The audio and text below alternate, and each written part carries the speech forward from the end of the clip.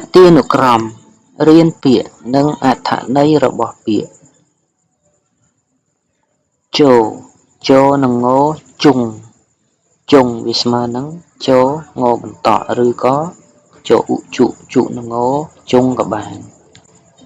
ជុងយើងអាចសរសេរជុនឹងងជុងក៏បានឬក៏ចូលនឹងងជងបន្តមួយជុងជុងចឹងពាក្យនេះគឺជាព្យាង្គតម្រួត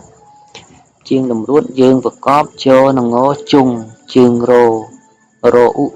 រុនឹងករុកអានថាជុងរុកជុងរុកថ្នាក់ពាក្យជានាមតើជុងរុកមានន័យដូចម្ដេច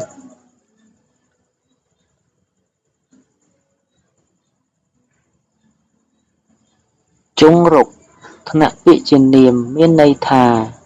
កន្លែងដាក់ស្រូវក្រង់ស្រូវកន្លែងដាក់ស្រូវក្រង់ស្រូវ